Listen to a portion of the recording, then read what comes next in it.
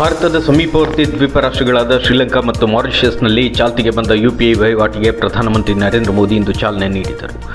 Digital ತಾಂತ್ರಿಕತೆಯ ಮೂಲಕ ಭಾರತ ಮತ್ತು ಸಮೀಪವರ್ತಿ ರಾಷ್ಟ್ರಗಳ ಪ್ರಾಚೀನ ಸಂಬಂಧಗಳು ಆಧುನಿಕ ಕಾಲಘಟ್ಟದಲ್ಲಿಯೂ ಬಲಗೊಳ್ಳಲಿವೆ ಎಂದು ಪ್ರಧಾನಮಂತ್ರಿ ನರೇಂದ್ರ ಮೋದಿ ಈ ಸಂದರ್ಭ ಹೇಳಿದರು. ವಿಡಿಯೋ ಕಾನ್ಫರೆನ್ಸ್ ಮೂಲಕ ಯುಪಿಐ ಪೇಮೆಂಟ್ ಯೋಜನೆಗೆ ಚಾಲನೆ ನೀಡಿದ ಪ್ರಧಾನಿ, ಯುಪಿಐ ಎಂಬುದು ಸಮೀಪವರ್ತಿ ದೇಶಗಳನ್ನು ಬೆಸೆಯುವ ಯೋಜನೆಯಾಗಿದೆ ಎಂದರು. ಕಾರ್ಯಕ್ರಮದಲ್ಲಿ ಶ್ರೀಲಂಕಾ ಪ್ರಧಾನಿ ರನಿಲ್ ವಿಕ್ರಮಸಿಂಘೆ, ಮಾರಿಷಸ್ ಪ್ರಧಾನಿ ಪ್ರವಿಂದ್ ಜಗನ್ನಾಥ್ ಉಪಸ್ಥಿತರಿದ್ದರು.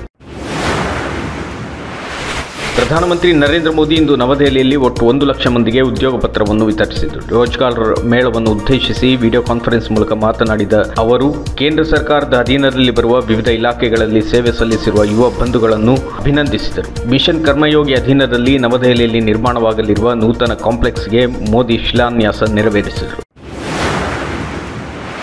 ಪ್ರಧಾನಮಂತ್ರಿ ನರೇಂದ್ರ ಮೋದಿ ನಾಳೆ ಅಬುಧಾಬಿಗೆ ತಲುಪಲಿದ್ದು, ನೂತನವಾಗಿ ನಿರ್ಮಾಣಗೊಂಡ ಸ್ವಾಮಿನಾರಾಯಣ ದೇಗುಲವನ್ನು ಲೋಕಾರ್ಪಣೆ ಮಾಡಲಿದ್ದಾರೆ. ದೇಗುಲ ಉದ್ಘಾಟನೆಯ ಪೂರ್ವಭಾವಿಯಾಗಿ ಪ್ರಧಾನಿಯವರು ಯುಎಇಯ ಝಾಯೆದ್ ಸ್ಪೋರ್ಟ್ಸ್ ಸಿಟಿ ಸ್ಟೇಡಿಯಂನಲ್ಲಿ ಅನಿವಾಸಿ ಭಾರತೀಯರನ್ನು ಉದ್ದೇಶಿಸಿ ಮಾತನಾಡಲಿದ್ದಾರೆ. ಝಾಯೆದ್ ಕ್ರೀಡಾಂಗಣವು ಮೋದಿ ಸ್ವಾಗತಕ್ಕೆ ಸಜ್ಜಾಗುತ್ತಿದ್ದು, ನಾಳೆ ಈ ಕ್ರೀಡಾಂಗಣದಲ್ಲಿ ಅಹ್ಲಾನ್ ಮೋದಿ ಕಾರ್ಯಕ್ರಮ ಏರ್ಪಡಲಿದೆ.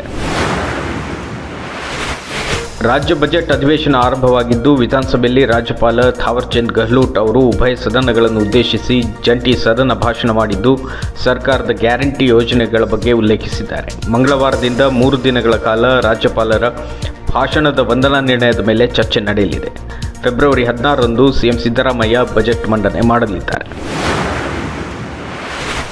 ಬಲ್ಗೇರಿಯಾದ ಸೋಫಿಯಾದಲ್ಲಿ ನಡೆದ ಸ್ಟ್ರಾನ್ಜಾ ಬಾಕ್ಸಿಂಗ್ ಕ್ರೀಡಾಕೂಟದಲ್ಲಿ ಭಾರತದ ಅಮಿತ್ ಪಂಗಲ್ ಮತ್ತು ರಾಷ್ಟ್ರೀಯ ಚಾಂಪಿಯನ್ ಸಚಿನ್ ಚಿನ್ನದ ಪದಕವನ್ನು ಮುಡಿಗೇರಿಸಿಕೊಂಡಿದ್ದಾರೆ. ಅಮಿತ್ ಪಂಗಲ್ ವಿಶ್ವ ಚಾಂಪಿಯನ್ ಕಜಕಿಸ್ತಾನದ ಶಾನ್ಸಾರ್ ತಷ್ಕೆಂಬೆಯನ್ನು 5-0 ಅಂತರದಿಂದ ಮಣಿಸಿ ಚಿನ್ನದ ಪದಕ ಜಯಿಸಿದರೆ, ಸಚಿನ್ 57 ಕಿಲೋಗ್ರಾಂ ವಿಭಾಗದಲ್ಲಿ ಉಜ್ಬೇಕಿಸ್ತಾನದ ಎದುರಾಳಿ ಶಖ್ಸೋದ್ರನ್ನು ಮಣಿಸಿ ಚಿನ್ನದ ಪದಕಕ್ಕೆ ಭಾಜನರಾದರು.